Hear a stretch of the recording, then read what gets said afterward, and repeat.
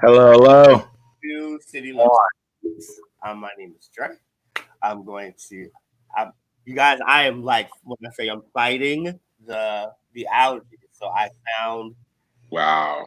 I'm going through puberty. My voice keeps breaking. But Jamie and Michael Williams of the brand new hit RGB. Congratulations. Thank you, thank you. And to Stephen Moscos, Woo, Hello. woo, woo. the new TikTok designer in training. Oh Yeah, my god! Yeah, welcome, City Love Speaks to the world of TikTok. Welcome. Oh, CEO Fortune 500. That's what I'm talking about.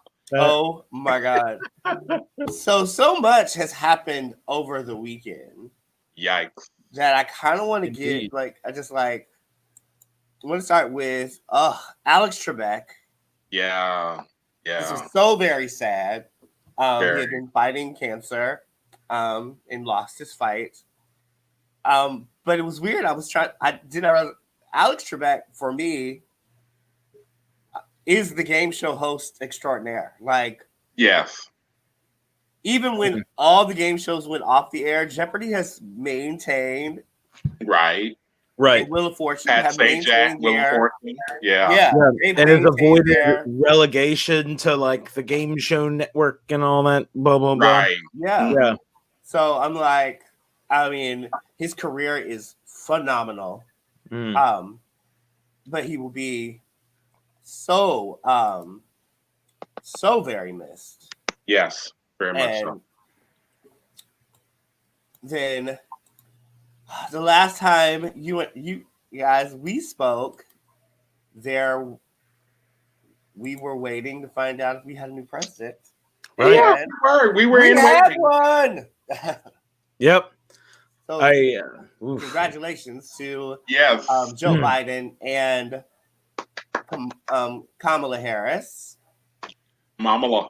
Mhm. I said I'm so like really excited for little saddened right now about how this transition is going and how the GOP is handling it. Agreed. It's horrid, Like it's to say the horrid least. and ridiculous. I think so. This week on SNL, of course, we had Brilliant. the comparable Dave Yeah. Chappelle, Mhm. Yes. which I thought he hit it on the head Mhm. very, very well. I think it's one of their better episodes so far they've had this year. Mhm. Mhm. But there were things about the episode I didn't like. Really? That you didn't think were funny, or that you didn't like. Both. I mean, that you objected to. Well, yeah. both. I'm going to say both. Mm. I love Dave Chappelle. And Yeah. I think he's really great. But I think that SNL will use him as a factor to be racial in a manner of we're supposed to be forgiving. Because if you're going to laugh at something Dave Chappelle says, then we need to laugh at everything. Mhm. Where I Okay. think they don't really get his humor. Because he's not talking about anything he doesn't know. And he's not talking about anything that's not really happening to him. Right. It was, I thought his nigga lessons monologue was brilliant. I did. I thought it was brilliant. Yeah. Yes. Because Agreed. Dave Chappelle was able to do the thing Bill Burr tried to do. Right. Like Bill Burr attempted to do a Dave Chappelle set, and it was okay. Yeah, it was good. But you can't do, but only Dave Chappelle can do a Dave Chappelle set. You know? And so it was good. I was a little over all of the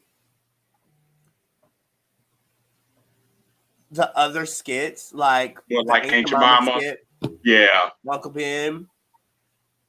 And you could tell Dave Chappelle wasn't feeling it either, to the point where he broke character and called Count Chocula by his real name. Mm. Right. Like, it was, this isn't going well. This isn't going good. Right. But I think none of his skits went well, or is it just me? I don't think he. I think I instead, because I watched this like on YouTube and clips after the fact. I was surprised at how few skits he was in, and it made me feel like the conversation went down as such. Dave Chappelle, we're gonna add a show. It's after the election. Will you host? You hosted after last year, after last election. Would you reprise your role as helping our viewers process whatever the results may be? Right.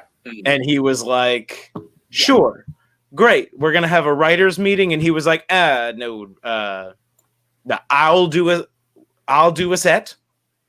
And then if I come up with a sketch idea, I'll come up with a sketch idea. I think he was in I agree. 2 sketches. He was in 3. Three. Time, yeah. There was the morning DC.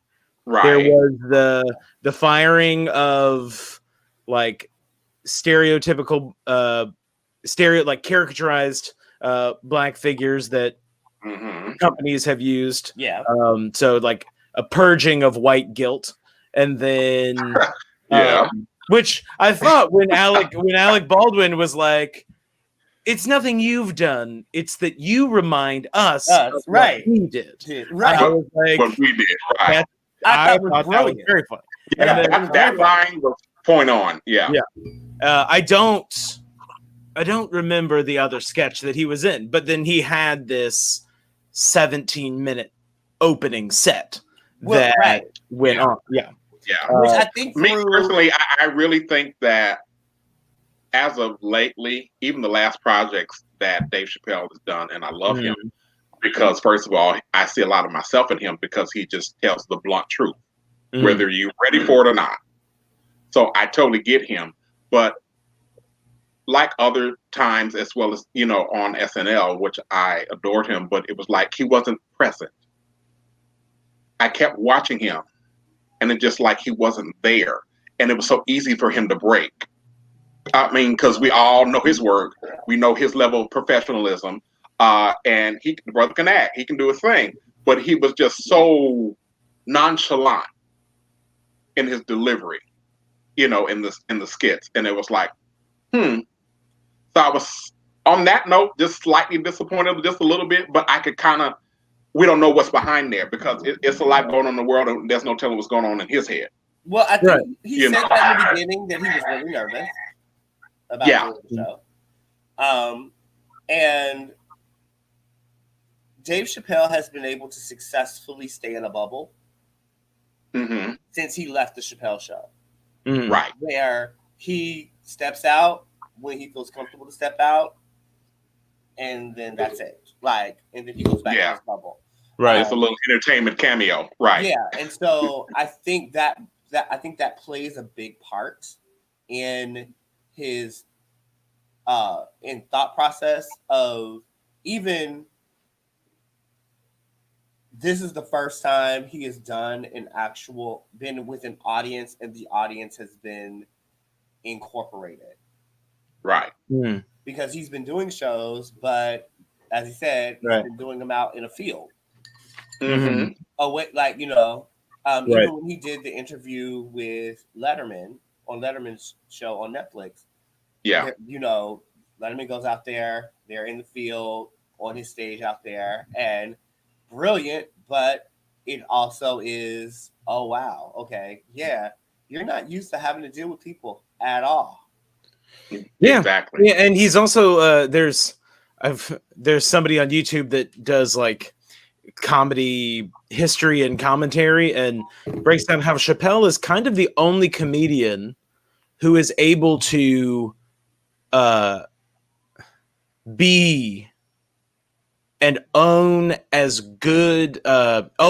talent and his wealth without ever having to play like it's not true. That other comedians are like, I was in line at the grocery store the other day, or, I was struggling on the phone with customer service at Delta. And he's like, no, he's more like, man, there's someone I know that doesn't understand that I'm the greatest comedian in the world.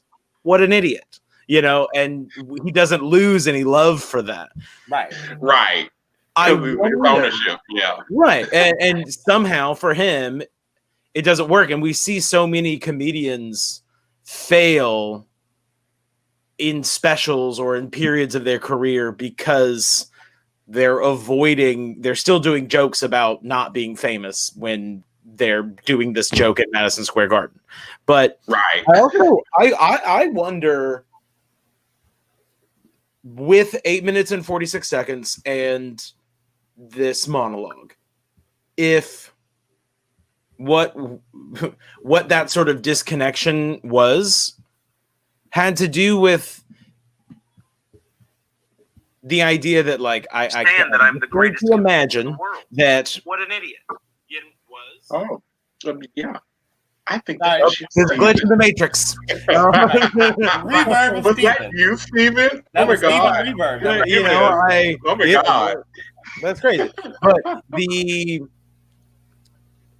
there is this. I have a feeling that he probably is pressured by the powers that be at places like SNL and things to say, in the, like, culture of wokeness, what his opinion is and what his thoughts are. And he was pointing to it during the monologue that it's like, you don't want them. Like, you actually are not ready for how I feel about this. That And part.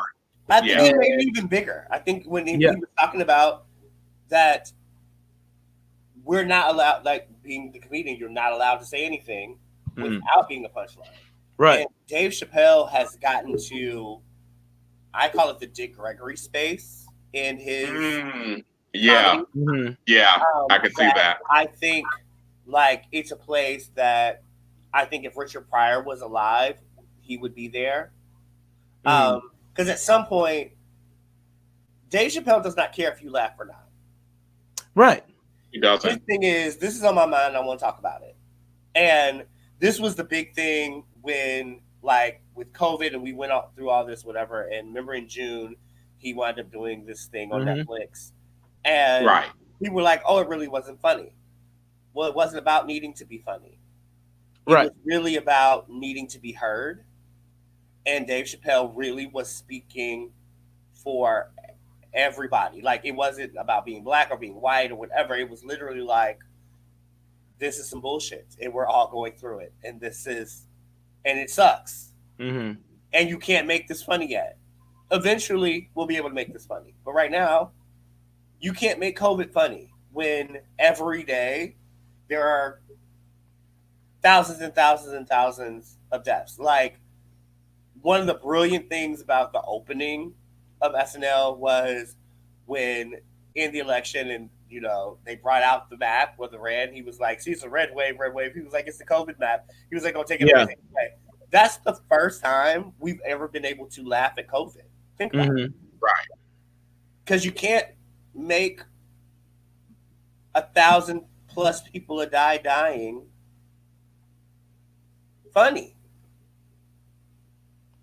with no way out. The thing about Dave Chappelle, he's always been, and he's grown into it the more, matter of fact and in your face. This is the truth. Whether you laugh at it or not, hey, that's on you. You know, and even in his monologue, which I loved it because it's based off truth. As even though the points and, you know, the nigger classes and all those other things were hilarious, but it all was based on truth, factual truth. So I'm like, yeah, I'm with it. But I did hear, and I agree with you, Dre, when you were saying that as far as, and also Stephen, when the both of you were saying that what I have to say, you're not ready for. Because that's a lot of things, because if you look at the American history, America has thrived and moved off of things that were fed to us. True. This is how you should look. This is how your house should look. This is how this should be. This is how your life should look. You know, how you should live. So we've always been fed everything but the truth. So then when it comes to that, it's like, you know, and, you know, his audience, some of them laughed and some of them didn't know where to laugh or clutch their pearls. So, yeah, I totally get it. which I love him for all the Yeah. time. Yeah. Yeah. Like he does. Like you can't walk away from it and not think. Yeah. Ever. He makes you think. Food for thought. Which is always brilliant. Because I mean, don't get me wrong, comedy is definitely entertainment and it's funny, and there were very funny moments. But it did feel good to not feel dumb. Right. You know, and he has never been. Sometimes the SNL, I feel like I need like you're trying to make me dumb so that I can laugh. Where it's dumb you down. Yeah. Like even with the the politics, like right, that it's all like therapeutic. It's all just to get your mind off of hot button issues as opposed to change the way you might be interpreting hot button issues. Yeah. Mm-hmm. Yeah. I agree. Yeah, for sure. Yeah. And I think that there are a plethora of people who look to people like Dave Chappelle and Bill Burr that have the ability to view themselves as separate from the people that they are criticizing. And as Dave Chappelle progresses, he makes it harder and harder for those people to do that. Yeah. And I think that's great. True. I know too many people who don't understand who they are. Yeah. Oh, yeah. All of the truth. Yeah. Pretty much. Yeah, I mean, and it goes back to what I just stated, due to society and all of us who pattern our lives after it, it's like, okay, you know all about this, but who are you really? That's just like my therapist. I mean, when she said this to me in my head, who are you talking to?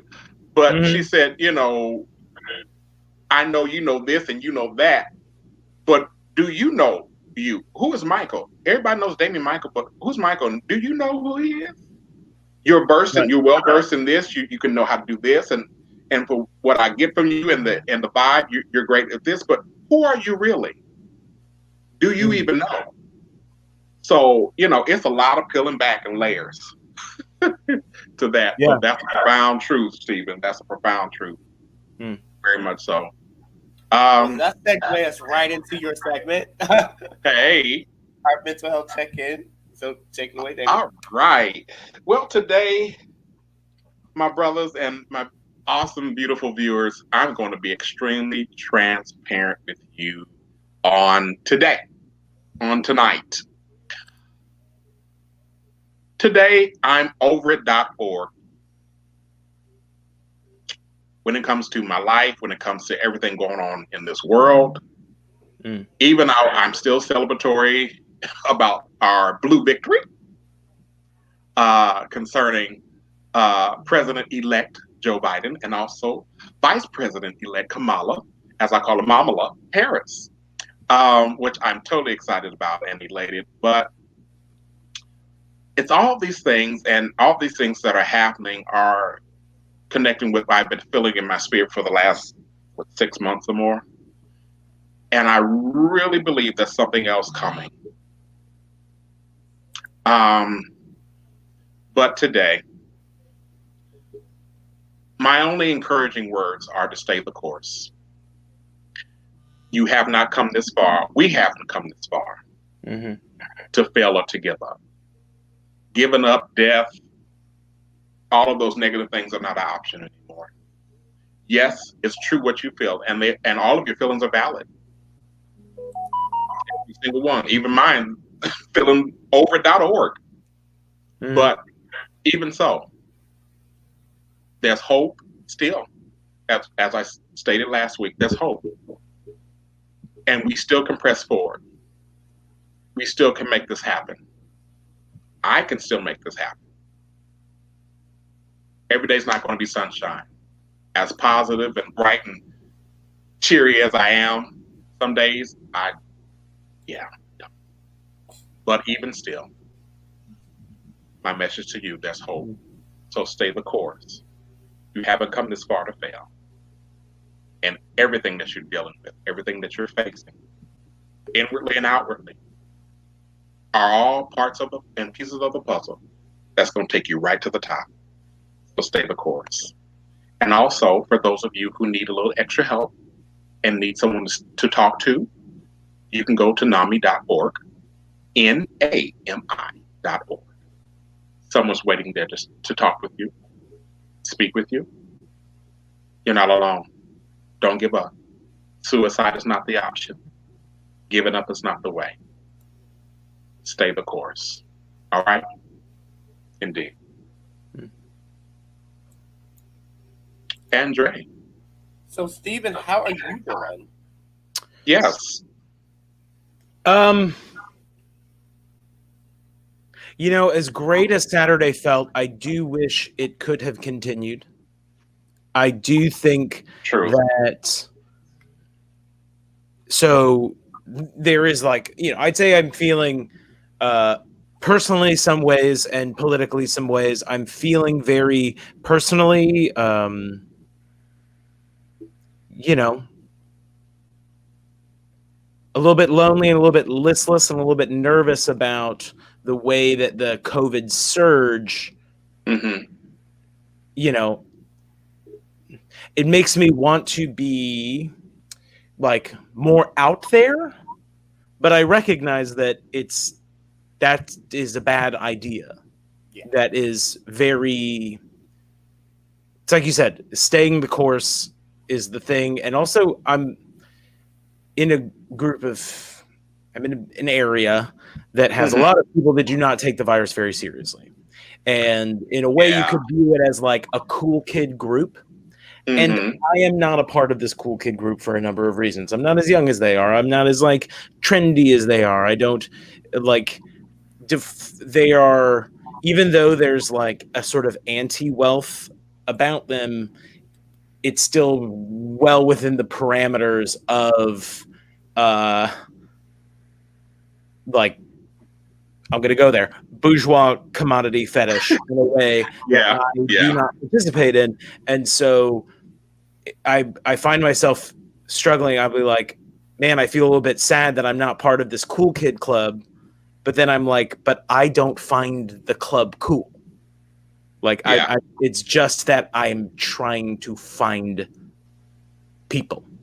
And so is it that you've outgrown that? People. What'd you say? Is it that you outgrown that? Well, I've never been in that. I've never been in that. Got you. I've never been like, let's take ecstasy and go to a club that plays like techno and stuff, music, and and then we'll leave and we'll go to the place that they only sell hot dogs and margaritas. And I'm not like that. Just not that person. Right. And so, yeah, it's like, it's one of those things where it's like, when you are sort of beating yourself up for not succeeding at something that you yourself don't want to be doing. Like, it's just you just shouldn't be there in the first place. And then politically, I think it is clear that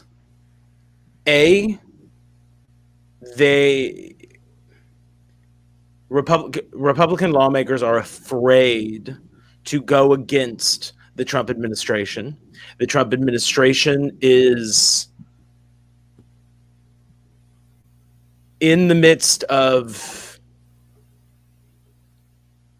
an authoritarian level power grab that, like, I mean, True.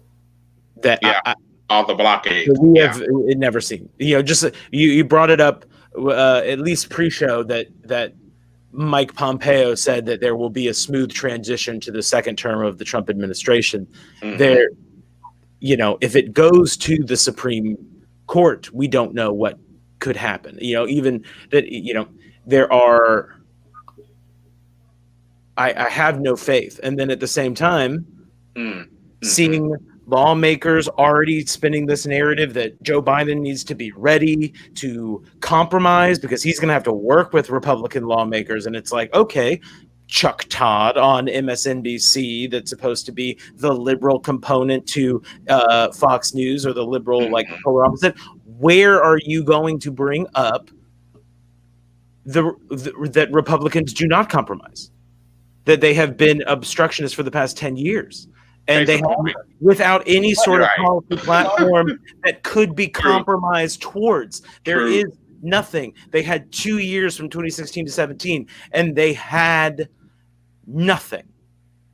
They got nothing done. Literally.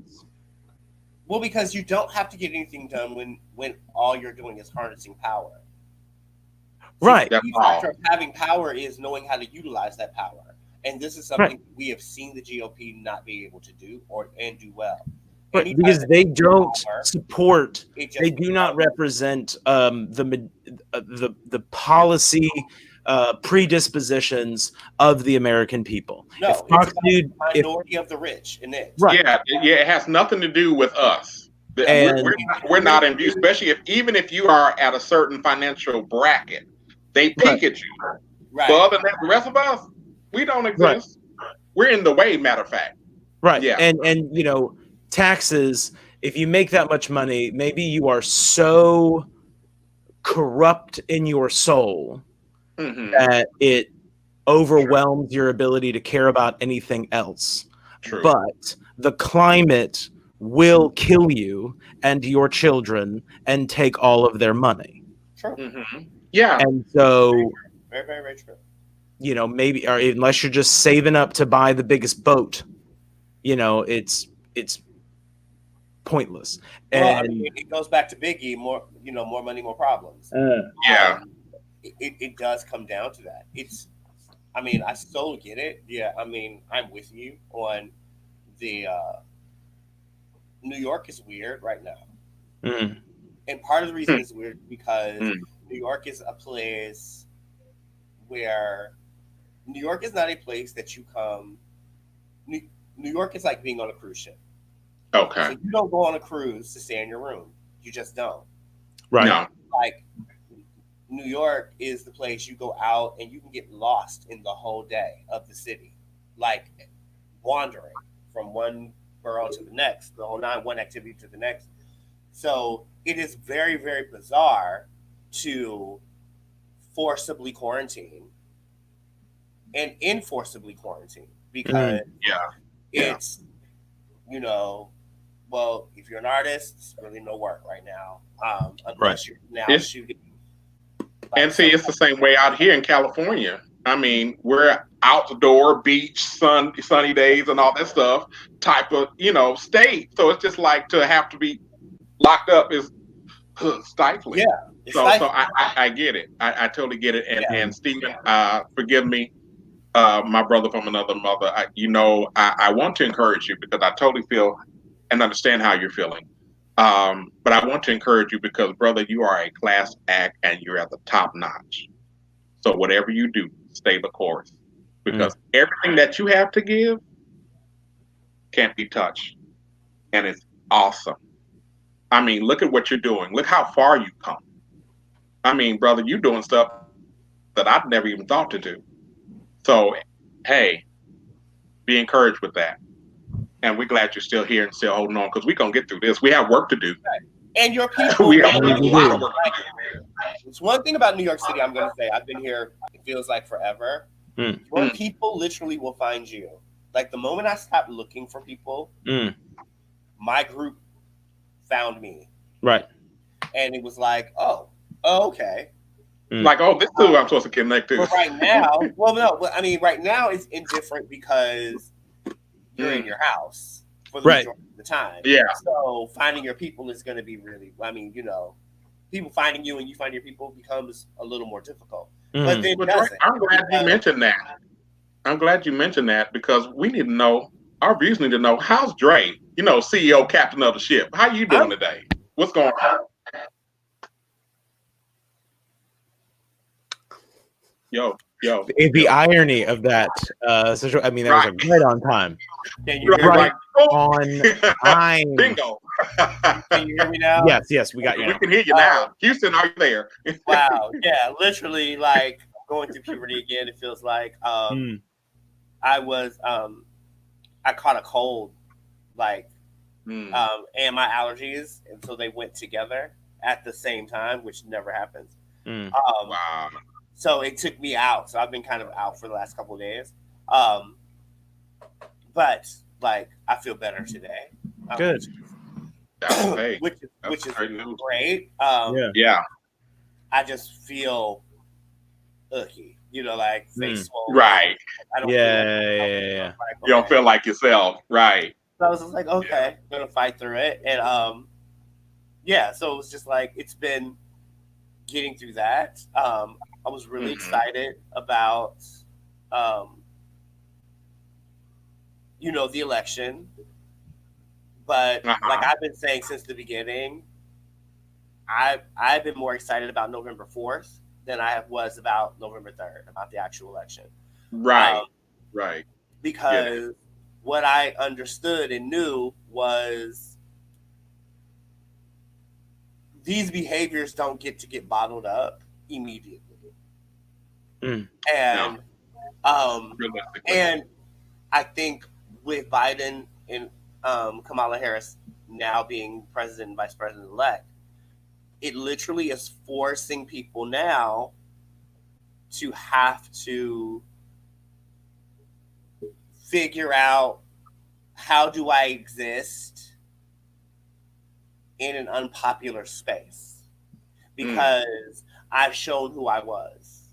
Because before they've hidden who they actually were for so many years, and for the last 4 years, I'm sure all of us have people that we know that have really shown they whole ass to us. Oh yeah. In some kind of way, where it's like there's no comeback from that. Like there's no way to walk it back. There's no way to forget it didn't happen. It wasn't a bad dream. Like it was literally a living nightmare that we are all now up for. And I think that is going to be the biggest challenge. Okay. Like even with the Karens, Steven sent me this really funny thing about TikTok with the Karen. Yeah. And Yeah. so it seems like she's at like a city legislation. Oh. And literally going in about she feels she's discriminated against because she chose not to wear a mask. That she's choosing not to wear a mask. And I'm like, Karen. Like, but I'm like, she's like on the brink of tears, Tears. Like Really? Like, that's what we're doing now? Oh, okay then. Theatrics, huh? Okay. I'm so accustomed to the theatrics, sadly. The Karens are known for the theatrics, one. Right. But the comedy for me with it was, okay, well, if you're going to be out and you're not going to wear your mask, don't be around people. Do not be angry when somebody tells you, I need you to back away from me. Right. Maintain the Please and thank you. I'm just saying, like, my thing is, because you can argue about whether or not you have a right to wear a mask, but you cannot argue that you have a right to insert yourself within 6 feet of another person. Yeah. That part. So, pandemic or not. You have no charge over my life. You're not snuffing me out. Yeah. So I thought it was like, I mean, it was weird, but so like, but what I am excited about is because I'm an optimist at heart. Okay. And this spoke to me. This all about the new logo markings for the Harris Biden administration. That's beautiful. And it spoke to me because we never see this. Yeah. We don't see all of the colors in the States together. And we see a sprinkle. It's like one white person, one black person, one Asian person. Like you're like, it's not, this mishmash or all inclusive. The melting pot and we barely see Joe Biden. You have Yeah. to work That part. to find him. Yeah. That part. You know. And so, And it goes along with what he's been saying, though. He's like, I'm not, a Democratic, president or north of the red. We're all here together. Right. well, and And I we think have to find a way to do that. Biden understands where I believe Joe thoroughly 100% also gets Hmm. what his purpose is Yes. fully. Truth. Agreed. And the only reason I'm saying that is because there has never been a candidate that has run for president 3 times, except for Ross Perot. Right. I mean, Yeah. Right. You know what I'm saying? And Ross Perot has never been part of a party. So I'm going, but it's like, I think he is so tapped into his purpose that it's infectious amongst all these other people. And I get it. The GOP is being a full butt right now because they kind of have to be at the end of the day, because we're at the space where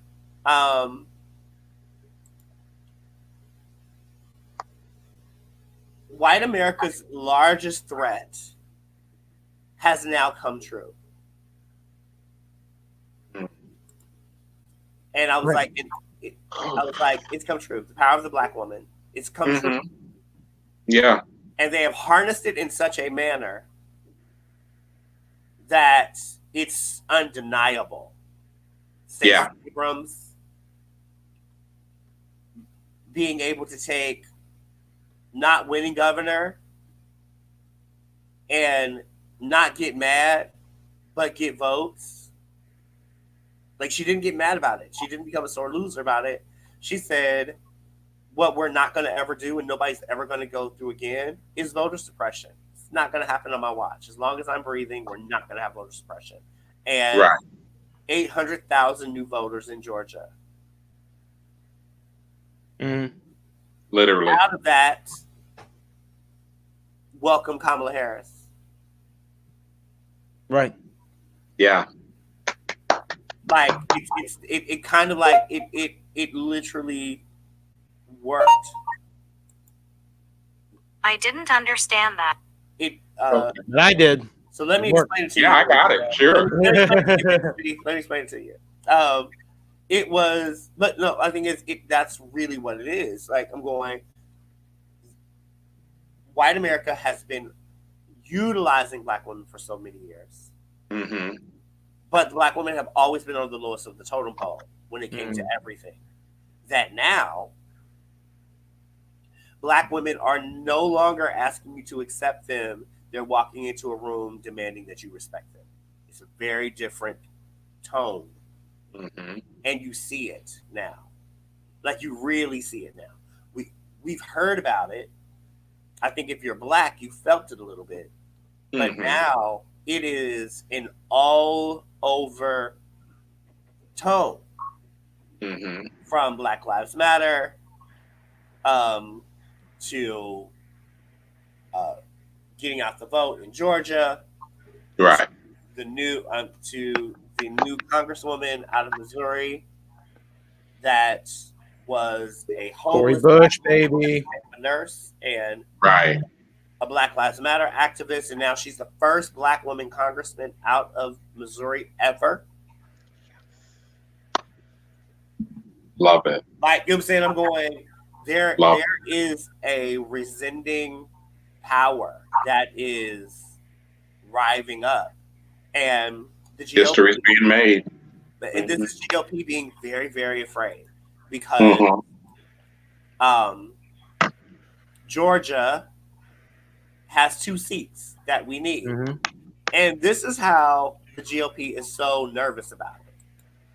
The GOP needs those 2 seats to be red because Alaska still has a seat. Alaska still has a seat. Probably going to get. Like, Democrats are probably going to get it. We're probably going to win Alaska. Yeah. I believe so. Yeah. He has a 50,000 vote lead, Donald Trump does. 156,000 ballots need to be counted that were mail-in ballots from Democratic counties. Right. Yes, indeed. Yes. Yes. You know, so the inevitable is the inevitable. And I just need all GOP just to man up, woman up, take it. It's over. It's just like, you know, this whole situation, it was the perfect way to describe it is just like an ex that just won't let go. It's just like, let go. It's over. But it's Your not. time. Well, Yeah, like, for them, yeah. But it's not for them. Like, this is, I mean, this literally is taking the kid out of the candy store and not letting them buy anything. Right. So Like, they're having a this is tantrum that on the ground. Right. It's Mm-hmm. this full tantrum of getting Yeah. them out the door because they've been in this candy store all this time, and now I'm telling you, you have to change your behavior. It was like that one Twitter, TikTok thing where a young boy Right. Yes. Yes. went all the way in, was Yes, not he against did. anything that he had to say except Mm-hmm. his very last statement. I felt it. It was a little crass. I felt it though. I felt it in the spirit. I did. It was real for real. It was for real. Mm-hmm. I was like, wow. Like he was like deep at the bottom of my ball sack. F you. And I was right. like, wow. Like I'm wow. like, my feelings exactly. Thank you. I agree, but I was like, wow, that was graphic. But he came with truth. The truth. It was like, oh, now we're gonna get back to normal. Oh, so you were very aware of what you were doing. That part. Right. You were very aware of this. You know what was up. Yeah. But the problem now is that we know this is who you are. This goes back to what I talk about all the time in the forgiveness thing. Forgiveness is not for you. It's for me. Mm-hmm. Forgiveness is for me to get over what happened, not for you to be exonerated of it. And now that I have all the information, I get to make a conscious decision if I want to deal or not deal. Because now I know. Before I didn't know. I didn't have all the information to make a logical choice for myself. Mm-hmm. Now I do. Right. Now I can love you from afar. Because I can love you and not like you. Mm-hmm. The same way I can like you and not love you. And I've had mixed feelings, and I've run into brick walls with people because I've come as I've grown, and this is just my opinion and my outlook on it. Because as you guys have heard me say over and over again, this one word, truth.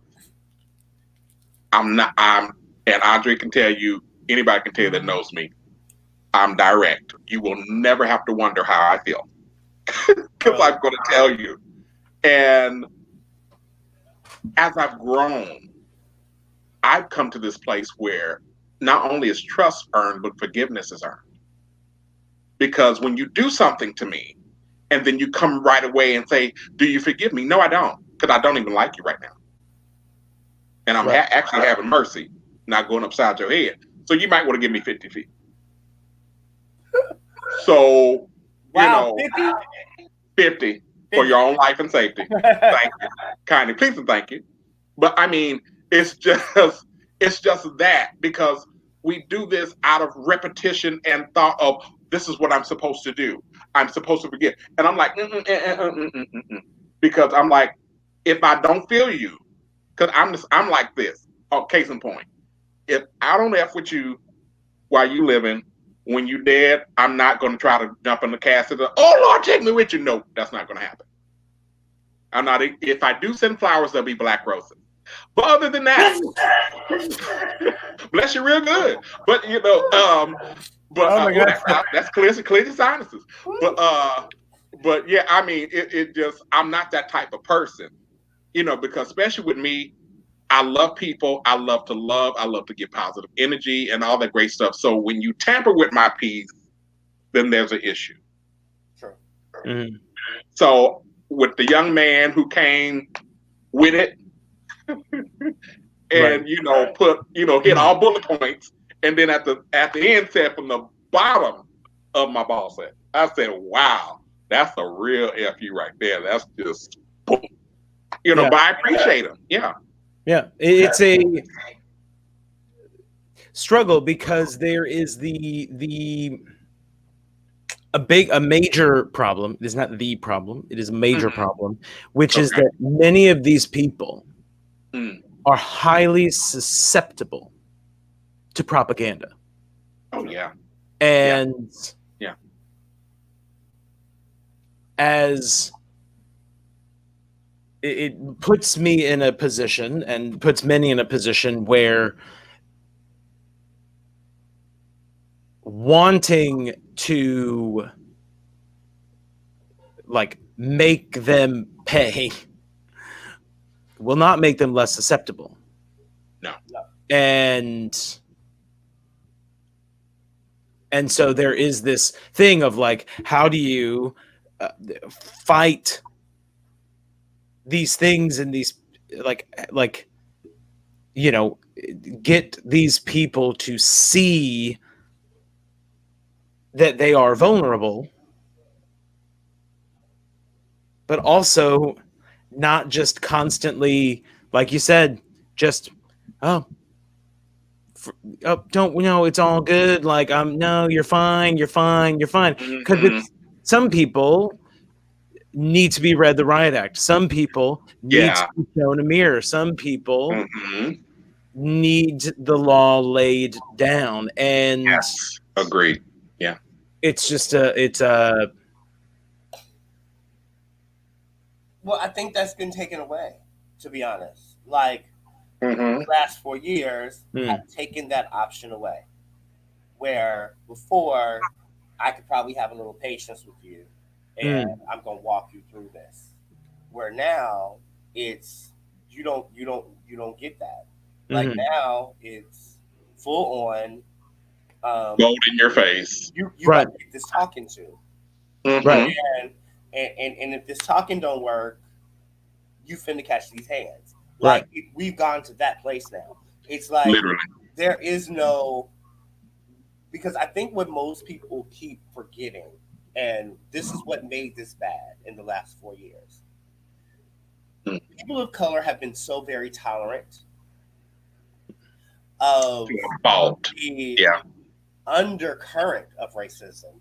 Right. And now that you decided that you was about this life, when we have been warning them for years that they weren't really about this life.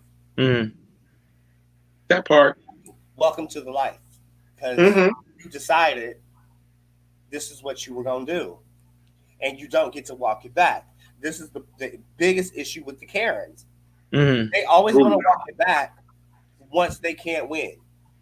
Right. So right. They're winning, it's fantastic.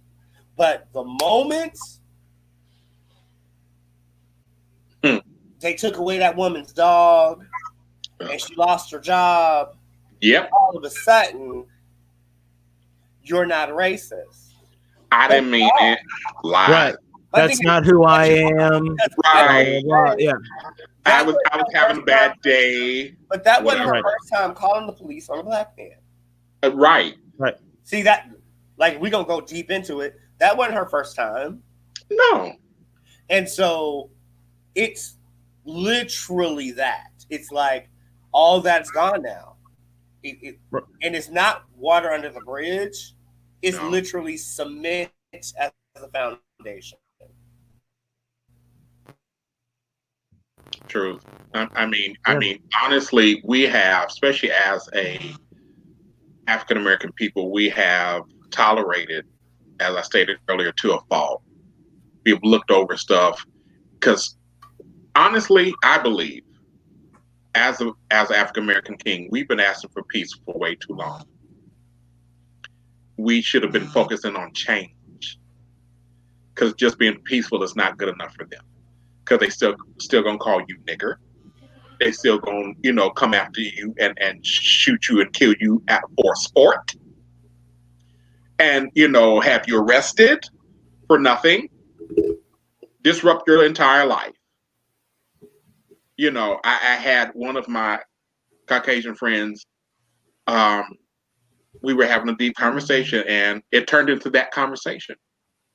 And he said, I really cringe at the thought of being able to walk or knowing what it's like to walk in your shoes. He said, I see you as my brother, and he said, I love you sincerely. He said, but to know that at any given moment, you can be shot and killed for no reason, or put in prison for no reason.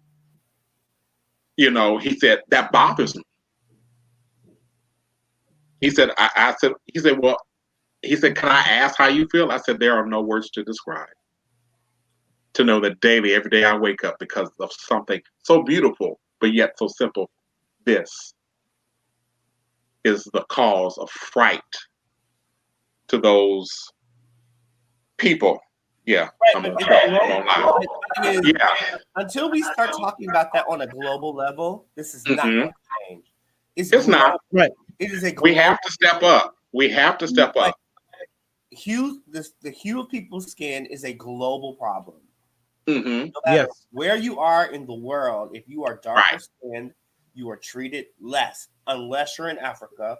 And the lighter you are, the less respect Right. you are. It's the only place Exactly. where it's backwards. Everywhere Yeah. else, And not everywhere in Africa. You know, if Right. you're in That part.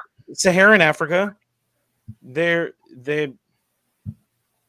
you're in, you know, that is, I don't know. it's It crazy. must be but done. It's totally crazy. but my thing is, but it literally is a global issue. But can we talk about the conditions of the mind and where this all just really started? I mean, But yeah, we're going to talk Yes. about yeah. Chicago 7 first. Great. Ooh. A great Yeah. you know, segue would be to say, you know, yes, Damien, they to say that, you know, the focus needs to be on change. It has in the past, and the government murdered everyone. Yeah. Yes, literally. True. Yeah. And that brings us to the trial of the Chicago 7. Yes.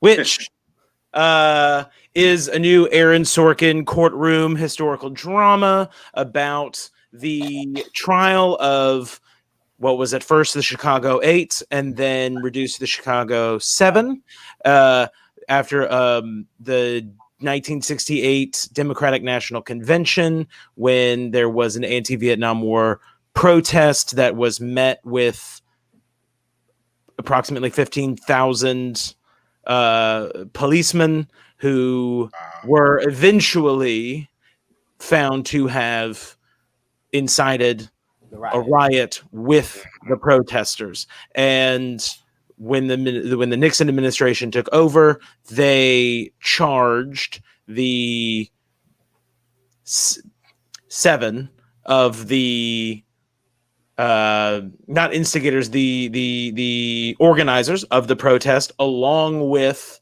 Bobby Seale, who spoke at the protest. Bobby Seale, one of the co-founders of the Black Panther Party, and they were tried for crossing state lines with the intent to incite violence. This movie's been in the works since 2007. Interesting fact: Sacha Baron Cohen was one of the only people who was cast in 2007. City Love Speaks actor of choice, as we learned yesterday. But the initial, the initial picks for Bobby Seale and Tom Hayden were Will Smith and Heath Ledger. I think Heath Ledger would have been relatively the same, but I feel like Will Smith, it would have been a very different So very glad he did. performance. Yeah. So glad he didn't do it. So now a number of things. So like I said, it's an Aaron Sorkin movie. He wrote it and directed it. It was produced by Steven Spielberg. It is notably Sorkin, known for, The West Wing, The Newsroom, Sports Night. I've never seen it, but apparently it was popular. A Few Good Men, so he's no stranger to the legal drama. And, fast-paced dialogue. West Wing. Let's jump in. Dre, Damien, what did you think? I liked it. I mean, I enjoyed it because, well, you know, everybody knows I'm into history. I'm very history buff, and so I was very like into that. I thought that was great. I thought I was glad that of how it played out. To a degree, where I love that Aaron Sorkin, even in his imagination, really tries to pick like at the carcass.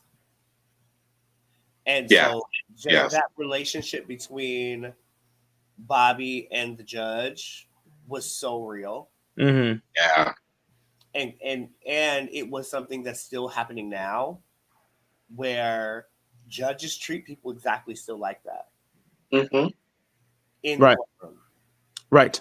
And so it's like that was a very, very real situation where it didn't matter that his lawyer wasn't there.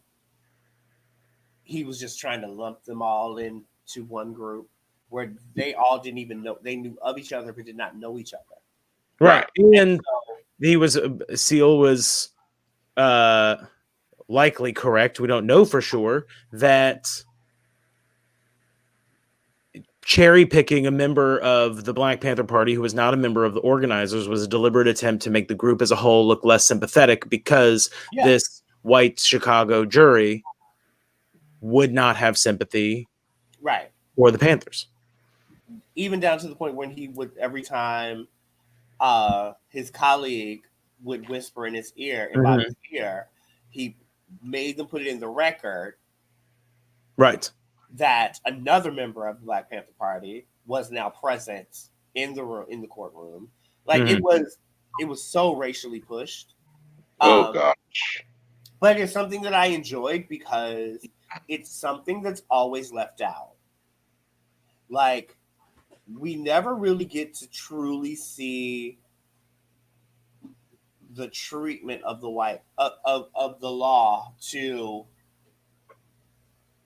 the Black person. The Chicago 7, the whole thing is set up on the sense of the AG felt embarrassed, and so he was getting his retribution by taking these guys down. How do we make this stick and make them seem menacing? We're going to add a Black person to it because he was there. Right. Like that, it was classic, like in itself. But the white boys were treated with very much respect, even though they were beyond disrespectful through the process. Like through the whole court process, they were disrespectful and talking back and making jokes and all of this. But the Black man was the one that got the brunt of the hurt and the brunt of the correct information, the suppression, the force, the force, the taping his mouth shut, like all of these things. Right. And I was like, I was glad to see this Black man being treated this way amongst all these white people because it's not something we see. We normally, white people, especially when they go to cinema, it takes Amistad and Roots for white people to see what they do. But now slavery's over. So, you know, the year of the slave, that's over now. Even this new thing on, I think it's Showtime or Stars, The Good Lord Bird. That's I think Showtime. So it's really, really good. But Stars, it's showing the both sides, but it's so antiquated outside of a relevant time for a white person not to be like, well, that has nothing to do with me. Those are my ancestors. Where this takes place in, well, that's not your ancestors. You were, now to the time, you were either 8 or 9 or an adult. Right. When this was going on for people that are watching now. Right. Like when this was going on, I was like 7 years old. Mhm. This was happening. So this is part of my world. Of this is how they treated Black people, Right. and how Black people are consistently disparaged in the legal system because it's not to support us at all, or for us to have any type of dignity or respect at all through the process. Right. And so I was glad Aaron Sorkin is one thing I do love about. I get excited about his work all of the time. Like I think Newsroom is probably my favorite thing that he's done. God, yeah. Because Newsroom showed what a newsroom actually is like. Mm-hmm. It for did. real. Yes. And I like that he didn't make it better. Right. Like it wasn't a fantasy. Like he just didn't make it better. It was like they had 2 Black people.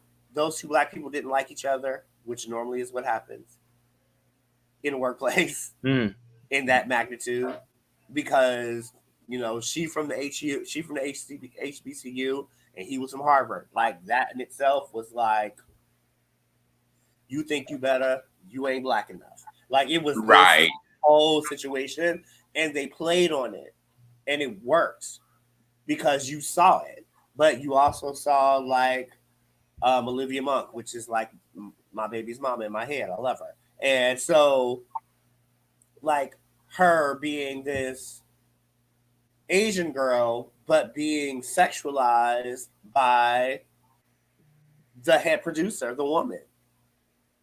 Like, I want to give you this amount of time to talk about, finances. And she's like, why? Because you have great legs. Wow. But this still does happen. Like, Right. I love that Aaron Sorkin really brings the truth all of the time, even when we don't really like it or want it. He brings in the truth. It's like probably why I can watch West Wing over and over and over again all the time, because it's just, even in the fictitiousness of it, it's true. So I really, really enjoyed this movie. Really. Damien. Yes. I thoroughly enjoyed it. Even though it had me quite emotional. Because watching that, it was just like, are you serious? But it also brought me back to some of my friends that either still live in Chicago or used to live in Chicago, and all of the horrible racial, stories of racism that still exist out there. So it was, first of all, that movie was totally on point, and it's still happening today. Of course, not only Chicago, all over, but Chicago is one prominent place to where it's just fold in your face alive. Even before Orange Nunchuck came into play. I love, what I appreciate about the movie is that the breakdown of it, the breakdown of reality. And as Dre said, the whole story plot and how they, shoved our brother in there, like, okay, yeah, we'll make this a whole pie. So, and they thought what was going to happen, that they was going to flush it real quick because of him, but that didn't happen. But I was here for all the talk back and them trying to judge. I'm like, yeah, put a little fire underneath him. Go ahead. He was older and he was, oh, how could you? And I love that, because I saw that as speaking truth to power. Yes. And really, that's what they were doing in this entire movie. This is why they were, having, forming the groups and doing the walks, coming up against, and that's what it was. Even before now, that's exactly what it was. We fought against, we spoke our minds. We said what we would stand for and what we wouldn't. And I really believe if a lot of us would take that spirit and that mindset further in today's time, we would get much further. Because the voting was living proof of what we can do. Sure. Literally. So Chicago 7 hit on a lot of past as well as, relevant present day points for me. So I definitely, I was able to definitely get with it. Of course, it was some points where I was like, okay, fight tears. Come on. Yeah, you have to see the movie. But because it's just real life.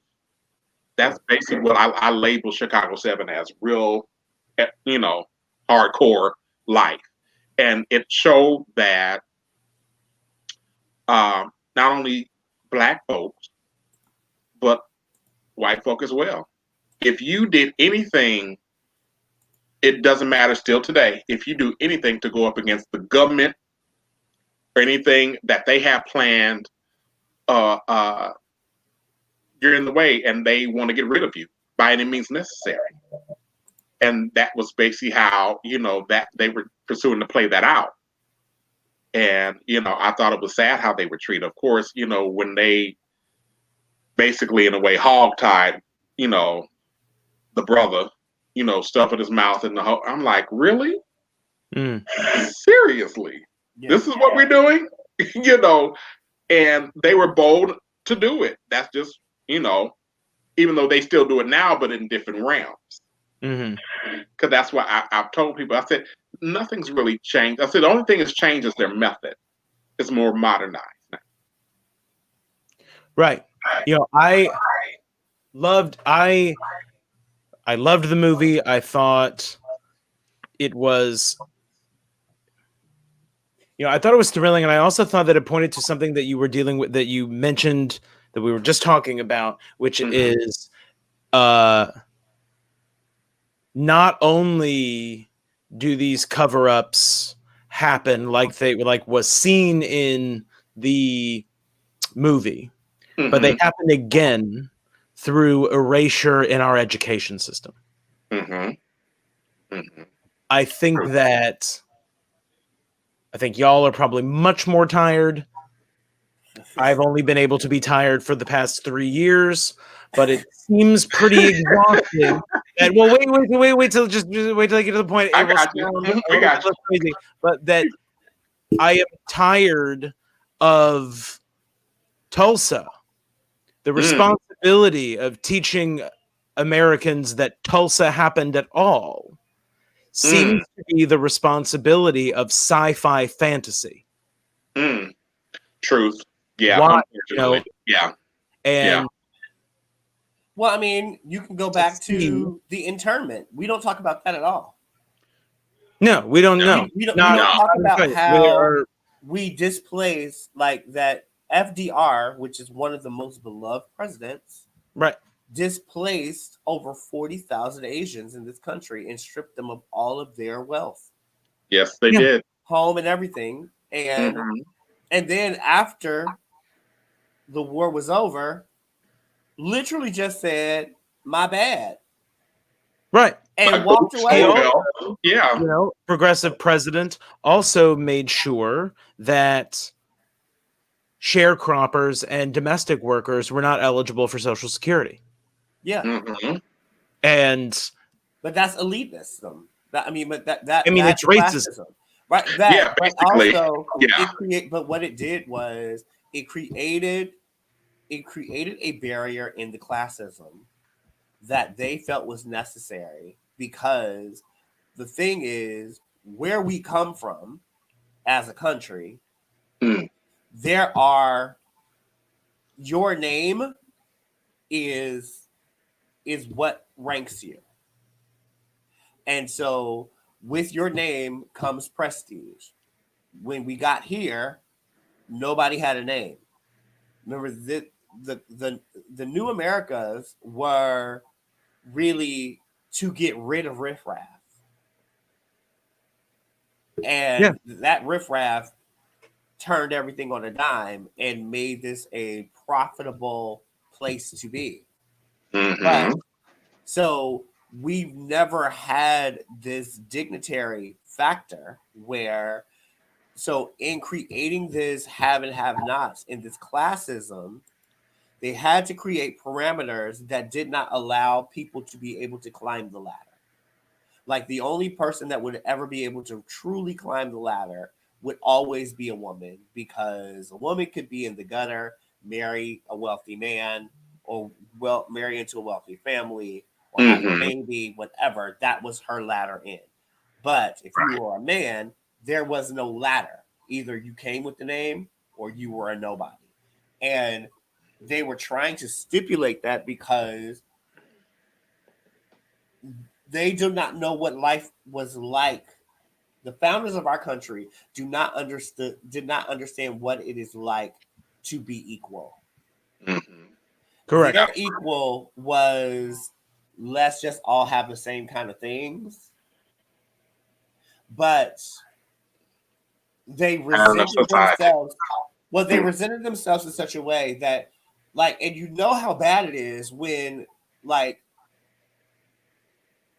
the story of Hamilton is probably one of the saddest stories of our founders. In the sense of how he died. Like, you literally went on a duel. Your son dies in a duel based off of what somebody had to say. You have now died in a duel because over politics. Like, it literally was, I'm better than you. And that came from the factor of Hamilton came from Dominican Republic. Yeah. He married well. Got some stature. And became something where it was like, we need to come up with some stipulations that this does not happen. And they've worked very, very hard to create these stipulations. That it is broken down into subgroups where even in the African American community, we had this same situation because so there is this, which I'm sure Damien knows about, which I was a part of. So there is this organization called Jack and Jill. Yeah. In the Black community. So what Jack and Jill is groupings of children from very elite Black families, and those parents are part of some sorority or fraternity. Right. Okay. So like AKA or like the like AKA Kappa Alpha Psi, and for a long time it was AKA Kappa Alpha Psi, Delta Sigma Theta, right, and Alpha Phi Alpha. They were the only four. As time has progressed, these others have popped up, and I think they've worked really hard to try to gain their prestige. But when you look at the Black elites in this country, you're an Alpha or a Kappa male. You are a Delta or AKA female. Alpha, Kappa, Alpha, female. Those are had to continue that lineage as well. Right. Yeah. So, and then it's set up to the point where it's like, I didn't have a choice when I went to school because I'm a legacy. I come from a line of Kappas. I didn't have a choice. Like, it wasn't one of those things like, oh, forget that. No, it was like, it's kind of like being a Mason. It's like, it's a thing that's passed down. You're going to do it. This is what this is. Right. But it was about prestige and eliteness amongst us as people of color, because for us as Black people, prestige was either you were a pastor of a church or a first lady, or you were a doctor of some sort. Even teachers were respected, but weren't powerful. Right. But if you were a doctor or a pastor, you were big deal. Yeah, you were up there. It's still big deal in Black culture. Yeah. You are a big deal. So creating this sense of classism was in this country was so very necessary, because otherwise the American dream doesn't work. Without the classism, the American dream does not work at all. You have live to have in a certain area, neighborhood, all of that, location and everything. it's why the Jeffersons were such a popular show. Mm-hmm. It was the first time you saw Black people living in a white neighborhood with all white neighbors, except for one. But it also told a really not true story about Black people. Because the way they had the Jeffersons set up is, well, Helen could only live in that building because she was married to Tom. George and Wheezy could only live in that building because they owned the store in the building. Not that they just could live there. Right. That was the falsehood. But also, the falsehood is, in fact, the American dream itself. The American dream is a dream because it must be kept in place so that you don't fight against the American system. Of course. Yes, there is the belief. It's every person making $40,000 a year complaining that we shouldn't have a death tax. It's never going to apply to you, but your dream is that it could. Right. And you don't want to live in America, in an America where you can't be rich, regardless of whether or not you do. Mm-hmm. Now, take that possibility, right? My only gripes with the movie are, like, I'm a firm understander. I almost said believer, but it's not a belief. It's just a reality that one has to come to terms with. Is you got to make a story. History is not a story, and so things have to be changed. Yes. But there were a couple of things that were bizarre in their change, in ascending order. One, Dellinger, major pacifist, never punched anybody in the court. There was never this dilemma where he broke against his decades-long moral code. The reading of the names at the end, very poignant, but did not happen. And as a matter of fact, Dellinger attempted to do it and was stopped. But the big thing for me is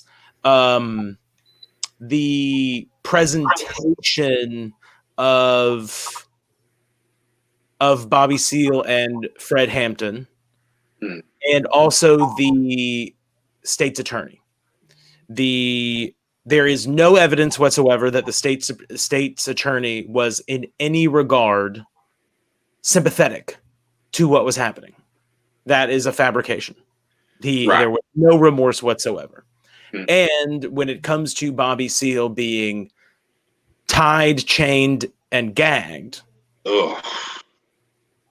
one, he was bound and gagged for about 4 days in the courtroom. The movie makes it seem as though, once he comes in the room, it's like, this has gone far enough. But they allowed it to go for 4 days. And what I think was lost then is that people, people have reported that the gags never stopped him from speaking. And it never stopped him from being understood. And while I think I think that they did a good job of a better job than most of, like, avoiding the white savior trope. I do think they still did it a little bit with Joseph Gordon-Levitt finally coming to his senses in that last moment. And the other thing to me was, we talked about revisionist history in the education system. Yes, there is an issue with people with, like, the difference between what is known at the time and what we know now when it comes to presenting historical ideas. But I was not comfortable with the way that they presented the death of Fred Hampton. I think at very least it needed more. If it was going to be anywhere, at least it could have been at the end, explaining that he was assassinated by the government of Chicago, shot in his sleep through the door next to his pregnant girlfriend at the age of 21. Right. But I mean, Yeah. I agree with you. I mean, Yeah. that's no more different than I was kind of pissed off that in the very end of it, mhm. they tell the story of the 7, Right. Mhm. but all they say about Bobby is, well, he was exonerated from this because he wasn't there. Not that, like the rest of them that have gone on to become a senator or whatever, where Right. he literally became the mayor of Mhm.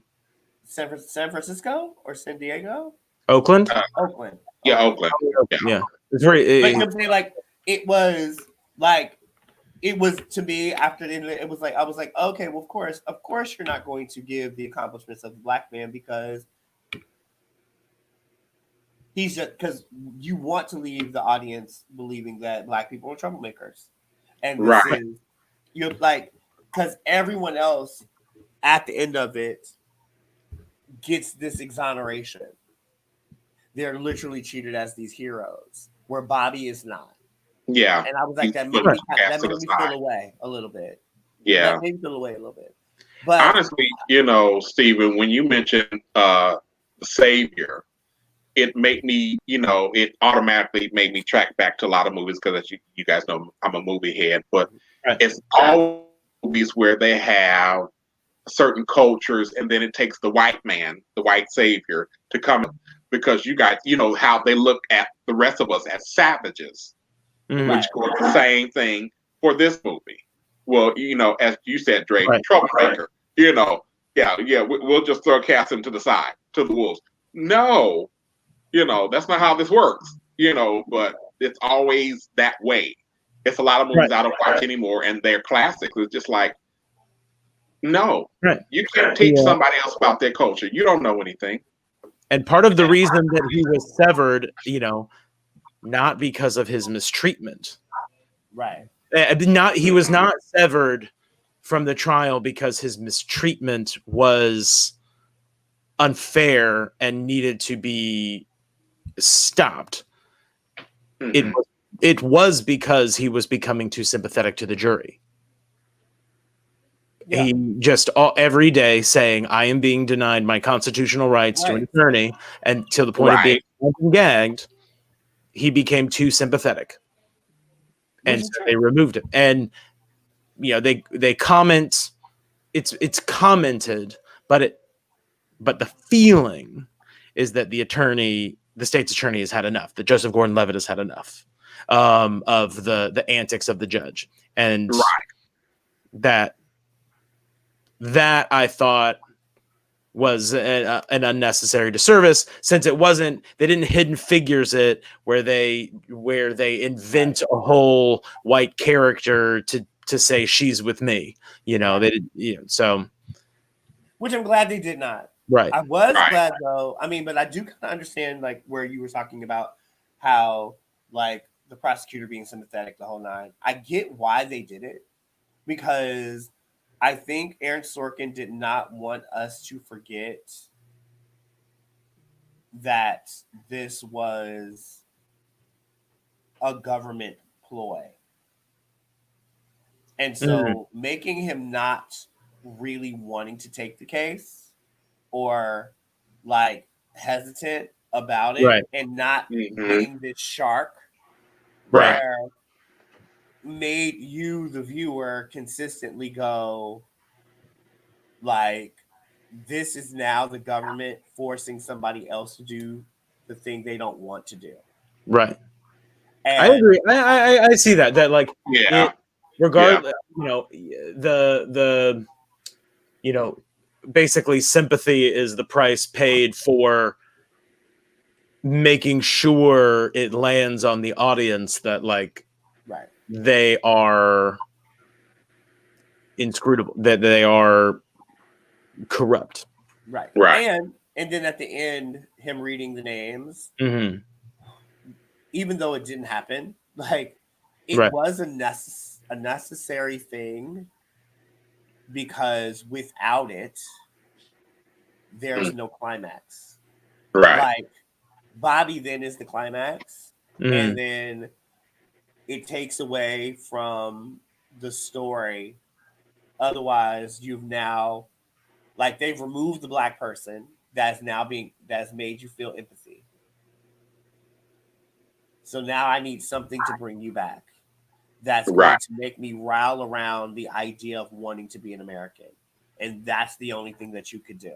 Even down to the Sure. point where, with the prosecutor then standing up, and the guy and his boss, he's like, "What are you doing?" He was like, "I'm showing respect."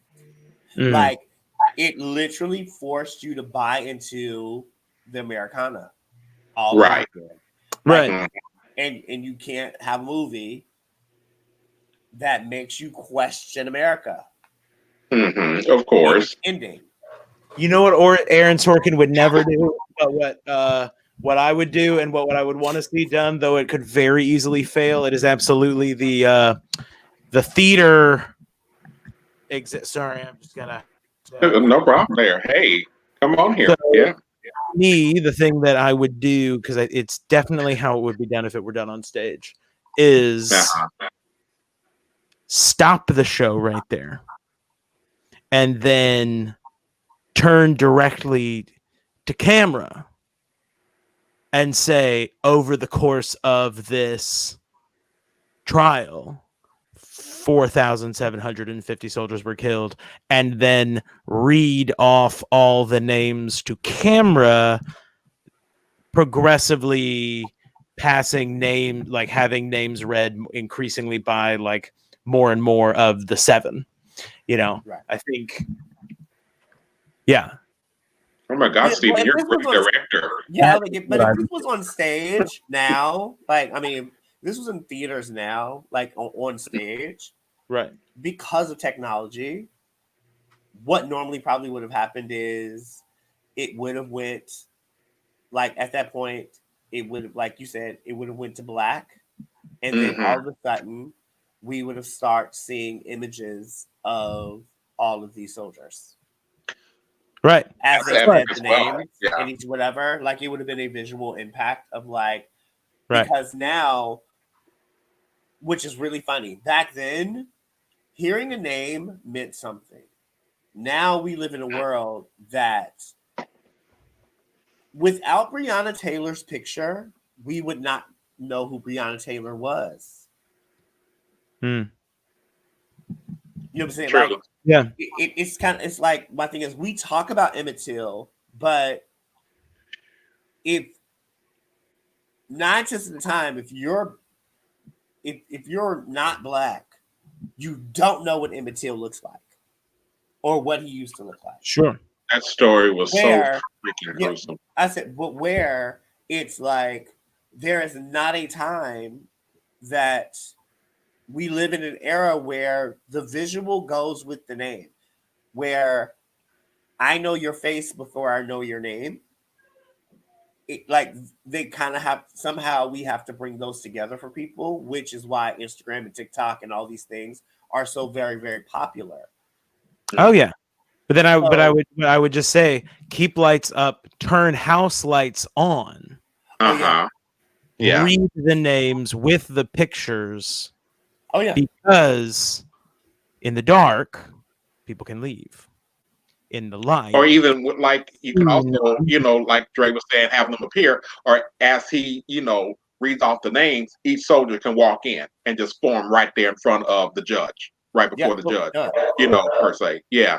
So that would be epic. Yeah. Yeah. I mean, there's so many ways. I mean, one thing about Aaron Sorkin I do love, which is funny, there's not a piece he's ever done that you don't leave hopeful.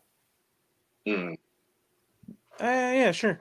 Yeah, Okay. You know what I'm saying? Like, there's Okay. not a piece that he's done where, in the majority of his things are political. Right. You walk away with some hope of betterment. And, like, Mm. it's kind of why I thought Newsroom was. I was so kind of pissed when Newsroom only got 3 seasons. Well, because it was something he said he didn't really want to do because he had just came off of West Wing, and he really wasn't trying to do a political satire, which is his thing. But you walk away from Newsroom in the sense of, which is funny, where watching Newsroom now so relevant. I watched the Newsroom for the first time like in 2016, I think, and so it's relevant of what's right now. this is like, god damn, if only this show was like 5 years delayed. Because it's perfect, and to the point where the good thing was it was a thing that wasn't happening that he was doing. This was this Republican news anchor that had a popular show that was going up against his party. True. Like, you're wrong. Like, he was like, I have to go. You're wrong. And then it showed like how much money it did. It's just like right now, I think the fear of right now, which I think my biggest fear right now is that the Trump children have figured out a way to maneuver themselves through the RNC, which is necessary because they can't account for a lot of this money. Right. All those emails, fine print, children, that money is going to pay for past debts. That is not going forward. Yeah. And so I think and I have a feeling that in the GOP is like, I think trying to figure out how they're going to make this work, especially if they lose the Senate, because Trumpism literally could be the end of the Republican Party, which means the Libertarian Party would step forward, which is worse. Well, that's why Mike Pompey, Potapay, him, he's all in his feelings and emotions because you are about to lose your job in 2 months. Yeah. So, he's feeling that. But on the flip side, when you said, Dre, about getting hope, I'm going to play the devil's advocate just for a hot minute, because how can you get something hope? Because as Stephen just, as we saw, all the true facts were not added in that movie. Right. So especially, showing how they treated Bobby, the brother, he was just and hogtied and gagged and the whole nine. And for me, but the hope in the end was the factor that they read those names. Those people started to stand up and applaud, and it became this unified patriotic respect. Okay, I get that part, but even so, it's just like for all the truth's not there, and to see that this is still a reality, right? It's like, where's the hope from there? From that aspect, I think the hope comes from, one, hope is an idea more than it is a relevance. We hope for things that may not happen. My thing is, and so the idea that we're going to be a part of something better is part of the American dream. The whole idea of being here and being American is I can do anything that I really set my mind to. You and I see that differently than Steven sees that, because we're also told you can be anything you want to be, but because we didn't start, saying the Constitution didn't include us. But yeah, right. No, but I'm saying my thing is, then the but, like the but happened, and so then when the but happens, it's kind of like, okay, well, how do I get around this but? And most people of color spend more time getting around the buts than becoming who they want to become. Exactly. So I think but there's still a hope because Gotcha. there's a cherry picking of there's been a cherry picking of Black people. There's been a cherry picking of Hispanic people that have shown up and excelled that you identify with. True. And then you go, oh, well, it is possible. Okay. And then you dig a little deeper or you work a little harder or like, you know what I'm saying? I think it's, but what keeps your dream alive is the hope that it can happen. The moment that you don't think something can happen, then it's dead. And so I think Aaron Sorkin always figures out a way to help us believe tomorrow's going to be better. Like this stuff right now, but tomorrow is going to be better. Tomorrow's a new day. It can be totally different tomorrow. So as Stephen was talking about the American dream, right? Got you. Right. So I think it's like he always figures out a way to do that in such an intricate, interesting way. Okay. Because you don't realize that it's happening. True. You did not. There was no way that you were expecting a good feeling after this court trial. Right. But there was this moment of proudness of hearing him read those names in defiance. Yeah. Which I was all here for. I was here for all of it. But that's what I'm saying. But that is hope. Hope is defiant. Hope is against all odds. He figures out a way for you to buy into this Americanism. It's why people want to come here. Like the sad part about it is these last 4 years are probably the only time my friends that live overseas were very appreciative of where they came from. Because there have always been, oh, America this, America that, America. And I'm like, because you don't live here. You don't know. Right. You don't live here. So you don't just know. visit. Right. You don't know what's up. And then 2016, they got a real understanding of, oh, hell no. Right. Like, oops, I got an extra room. You want to come over here? It was like that for a while. So, like, I'm going, but it did force people to start enjoying where they're from. To a degree. Yeah. Because they wanted no parts of this crazy mess that was going on here. No. Right. I mean, because even with going through this transitioning of, with Biden and Trump and all of that, and Trump not wanting to let go, still not happening. You still have people overseas that are excited about Biden and Kamala. They're like, okay, and where I'm going with this is that, they sense the hope. They're like, okay, there's a hope for balance, and integrity, more than just balance, and the American dream, the economy. The economy, and it's the whole list. Yeah, Trump took us out of the global economy. And taking us out of the global economy, really bad for us, but really bad for other countries. Exactly. And so that's why they just elated.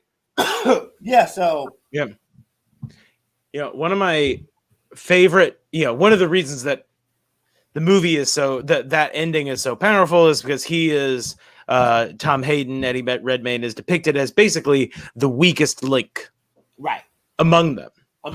And what I thought, which also depicts him as the weakest link to also sort of make it more shocking, his taped statement of, if blood is going to be spilled, let it spill all over the city. Right. If you make it seem like he's more pro-establishment, then it's more shocking that he says that line. But I also thought one of the best parts of the movie, I thought one of the most successful that, wasn't of the number of Sacha Baron Cohen moments that I thought were his acting was really great. But the moment where they go into Michael Keaton, the Attorney General's house, Right.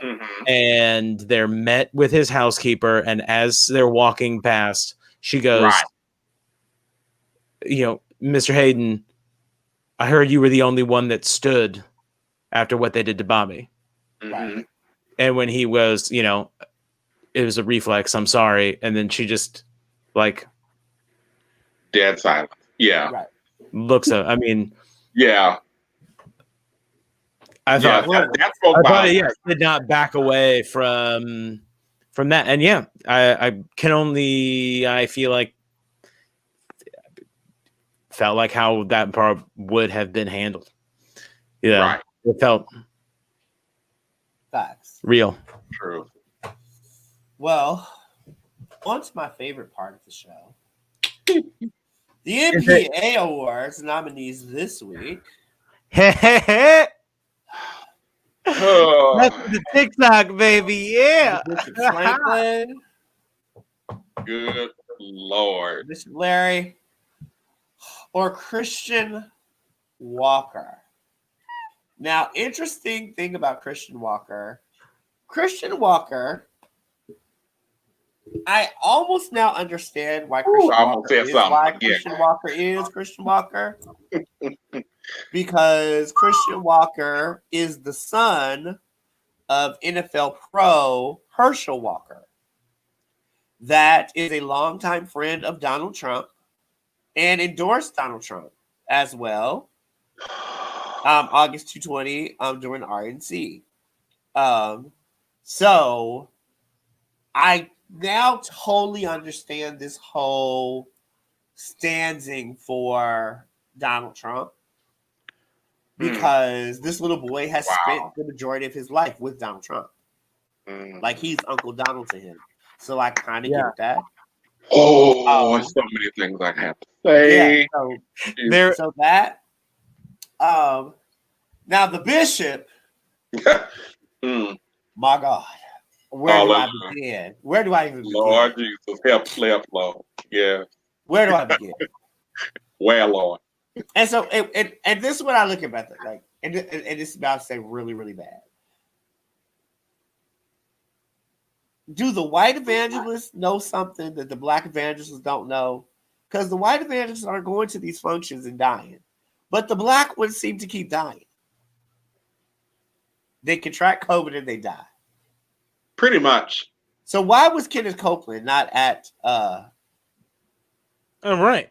Amy Coney Barrett? Where's Jim Baker? Where's Jim Baker? Where were they? Yeah. Where the white cupcakes? Why is it always only the black evangelists that show up and weeks later they die? Oh, we going in the name of the Lord. Nope, you're going to die. Yeah. That's what you're going to do. I don't know. Assume case in point. It's part of that. It's not just like, you know, it's not that of the evangelicals, the black evangelicals will show up. I think it's equally likely that of the black people, evangelicals will show up. And like, because I think they're trying to make sure that there's a black person at the rally. But see, I'm not but as I'm a black preacher's kid. How are you not afraid you're not going to lose half your congregation? Number one. That means less tithes and offering in the band. You know, so it and as far as that little young thing, I'm like, yeah, him. He first of all, the little bopsy thing little works my nerve every time I see him. I'm like, I just want to get something. Just sit yourself down. And I'm like, okay, how is all of this working? And of course, he's people like us, you know, gay as you please, and just bubbly and just rainbows and sprinkles and unicorns. You know, so I'm like, you up here speaking for Trump, but I'm like, fool, don't you know he don't like you? Because, I mean, honestly, every time I see him, and even when you posted him just now, it was like, okay, house nigga. But you know, I'll find it, but I'm gonna send y'all a TikTok that Oh, he's horrible. Like he is horrid, and he keeps coming. It's like shut up. Amazing. And It's as far amazing. as the bishop, I'm like, you that close to God, and God ain't told you nothing. that part. He ain't give you a heads up like dangers ahead. That You gonna part. die if you go touch not the unclean thing. Nothing. You know. Just trying to meet him sooner. Life's a race. I'm like, that's religious stupidity at its worst and its greatest at the same time. It's just like, really, sir? Really? Is this what we're doing now? Well, I was mad. I'm not gonna lie. I really thought I was like, after the week that we had last week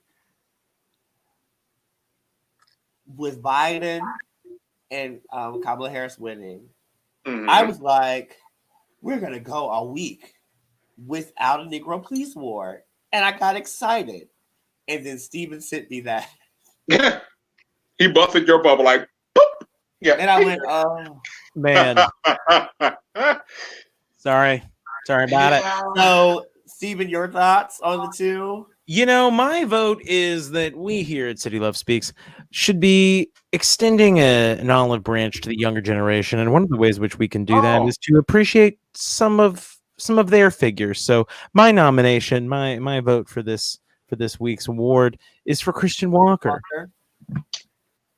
Because also, as you have seen in my on my TikTok account, and you know what? If we got any members of Gen Z among us, I just want you to know,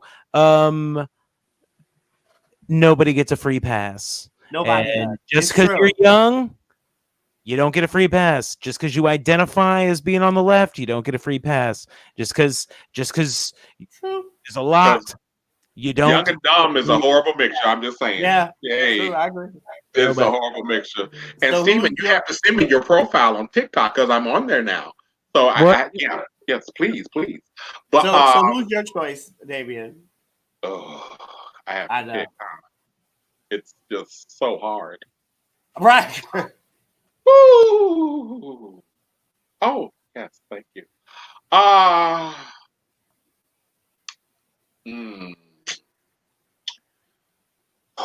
Okay, Damian Michael. You have young Titsy Teeny Bopper, aka House Nigga. Then you have Dumbass Preacher. Well, right. Ooh, it's just hard. It's hard. It's so hard. Yeah, it's a tough tug of war right there. It's like, which one shall I do? It's like, the little people on your shoulders talking in your ear. Right.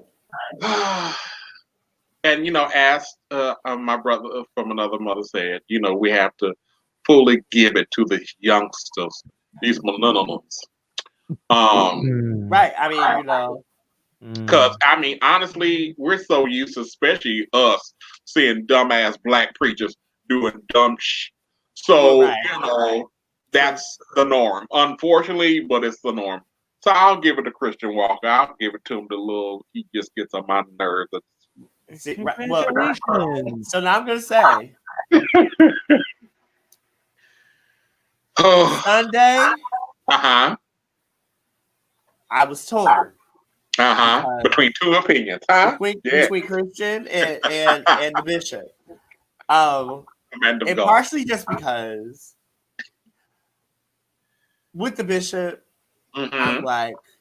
I'm looking at it from the political standpoint and the whole nine, whatever, and I'm going, you're just on the wrong side of history. And now you done went ahead and went to this thing and you done went and died. That part. And the church can't even bury you. Nope. Because the church ain't got enough money to bury you. That part. No. So I was like, I was very like, Negro, please. But then. Well, it sounds like God said that. So are you trying to double down, Yeah. So then the Christian Walker thing, I was like, I need to dig deeper into this Christian Walker situation. Because what I always understand about the young gays Yeah. is they try to find a lane and they ride in that lane until they get kicked out that lane. Like it's not even their lane. They just in it because it's a lane that allowed them to get in it 4 minutes. Mm-hmm. And Right. he is a biracial boy Yeah. that lives in LA. Yeah. Unfortunately, he's So like I need had to to take run I had to into take him. all Your the time's boys. up, Damien. What's going I on? would love to run Yeah. into him. Trust me, if I get the I was like, opportunity, See Porsche Cayenne, you're like, get a roll. right. Yeah, you like he makes you want to choke him. Like you know what I'm saying? Oh, straight out. Just come here. And maybe it's just me, but I'm going, there are elements of him that remind me of Don Lemon before we started liking him. Ooh, stop it. Shut your mouth and keep talking. Don't you do me like that on tonight. You can't do that to me. Oh, my God. uh-oh. I have a little prayer, little hope prayer. A little precipitation. Mm-hmm. A little prayer for Christian Walker. Oh, because, Lord. That he might become a CNN commentator. But perhaps. no, that because I think is that Yeah. I think that his opinion really isn't his opinion. I think his opinion is his father's opinion for acceptance, and you want to keep that money coming in. Yeah. What that and the boy he laid up with is white. I'm sure. So I'm going. I really believe just because his rants are too emotional. They're never. His rants are not like the little black brother that broke down it all and said, and from the bottom of my nutsack. Oh, that one. Yes. So that part. If Christian would come in his rant factor in that manner, I would even probably take what he's having to say a little bit more serious. Is definitely is like he's definitely repeating what he's heard. Like I don't think he's formed his own opinion yet, but as like Steven has said, no one gets past Christian Walker. You are the recipient of the Negro Please Award. And it's a shame he's a pretty little boy. Oh my God, gorgeous little boy. Careful, you're over. That's how the Empire gets you. You know, stay with the Rebel Alliance. Gorgeous little boy, but it's just like, but yeah, as soon as he opens his mouth, it just erases all of that. It's just like, he just who is that? Yeah. Horrid. Like he's strange. Like he is strange. He is strange. Like he's a strange little boy. I would say. To say the least. And it's sad because I'm like, hopefully he runs. Hopefully that he gets him some black friends. Well, I mean, now listen. You get a good white friend to check him in. Let's be technical because there's blacks that's out there like him as well. No, some good. But you mean some for real black friends, right? Like, yeah, brother, come and let me talk to you. Let me talk to you a little bit. See what you gonna stop doing? Right? Is that? Damien, you got to find this guy. Well, yeah. Trust me. Let me run into that. Him on the show. Oh, but yeah. Christian Walker don't want to be on this show. Oh, baby, because he would get stumped and trampled over. And you know what? And here it is. And this is what I'm going to say. It won't even be me and Damien that does it. It'll be you and Tabitha. Because she'll give her famous word with that. I think this would be on pay-per-view. I think. I'm just saying, Damien and I will walk away. Damien and I will walk away from that whole interview with him on as the nice ones. That's all I'm gonna say. They're gonna be like, Dre and Damien were so nice to him because you and Tabitha would go in on him. Now, honestly, I mean, next to Tabitha, I probably would be looked at as somewhat nice, but then again, if he started talking, I probably would look at the ratchet one. because he'd be all type of MFers.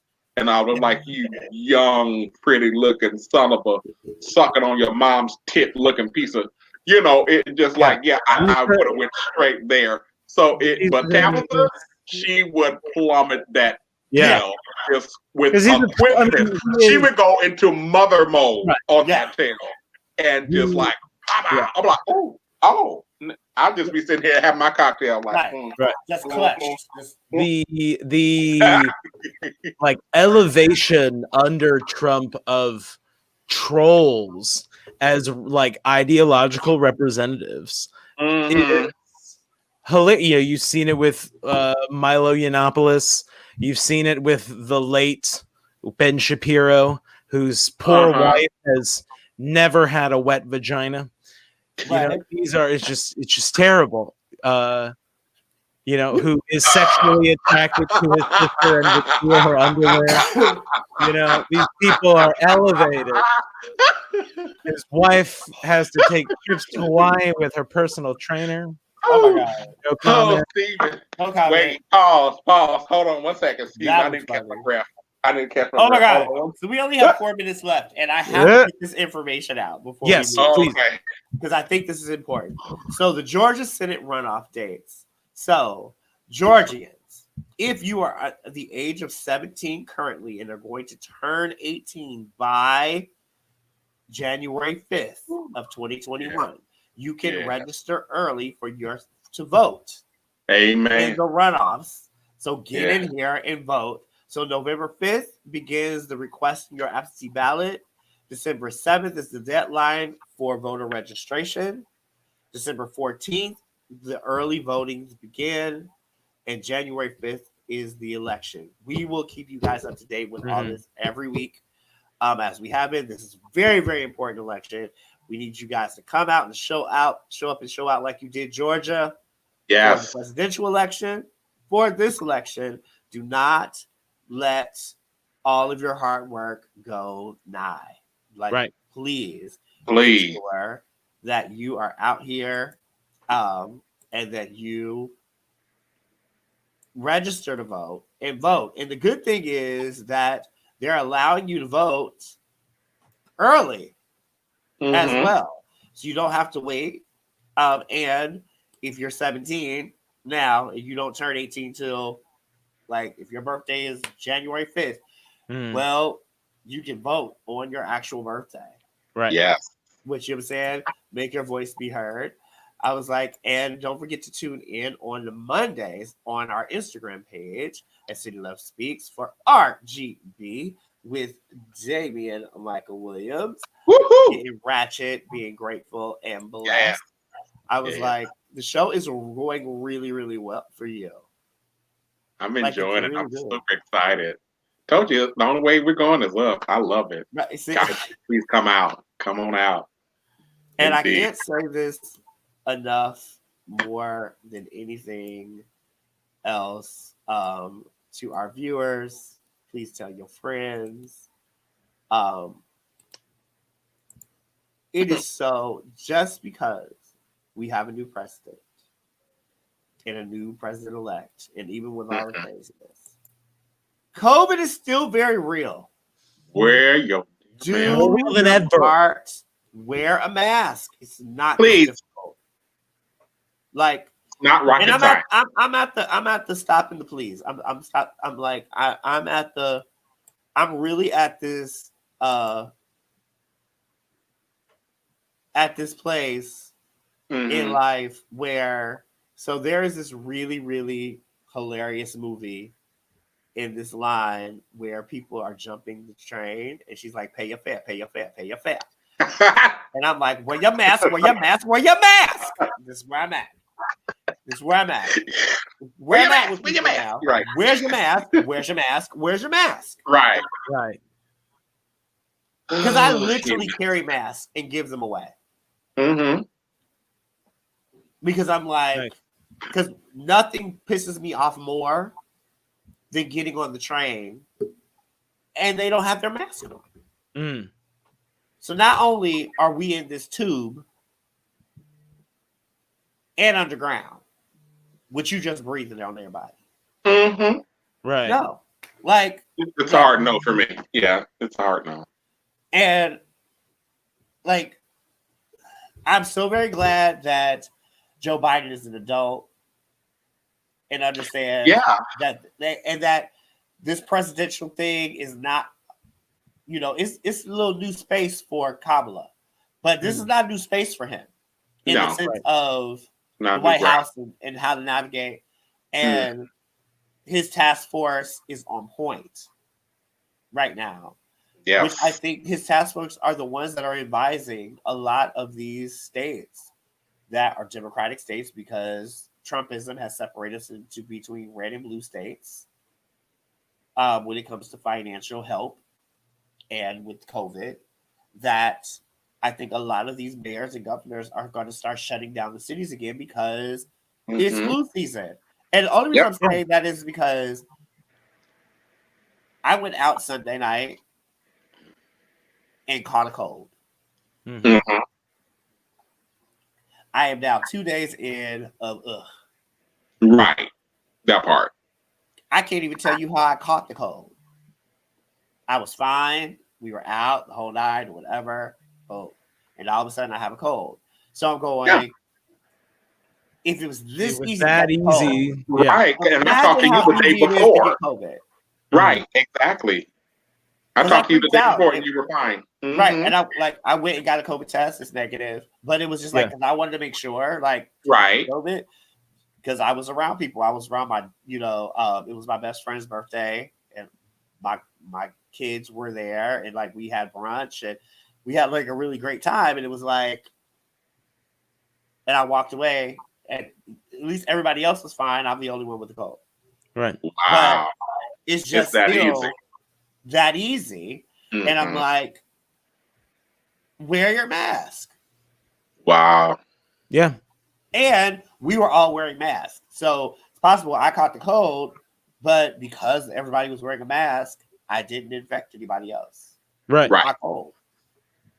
So Yeah. That part. Yeah. And I saw today that one of the members of Biden's task force Mm-hmm. has said that it's likely, and of course projections are made on current situations. If there's a lockdown or whatever, it changes it, but we could soon be up to 200,000 cases a day. yeah. Yes. It's on its way. Because Right. I mean, every day We will have had, by tomorrow, we'll have had probably around 1.1 million cases in 10 days.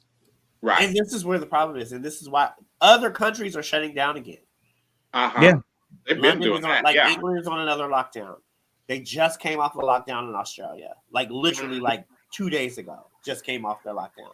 So I'm going, and Yeah. I need people to wear masks. I understand everybody's excited about, Biden and winning the election, but these parties and dancing in the street with no masks on, Oh, no yeah. social distancing. Yeah, it's like it's a no. It was like, guys, I understand, but Right. we And if can't you be were doing it. out over the Right. weekend and Yeah. doing that, please go get tested. Please go Please. get tested and find out, because knowing is half the battle Mm. as well. And avoid feelings. I'm not trying to be one of these facts not feelings people, but I can tell you that everyone being out makes it feel like things are still fine. But on the walk to my gym, which I've started cautiously going to again, there are 3 urgent care centers.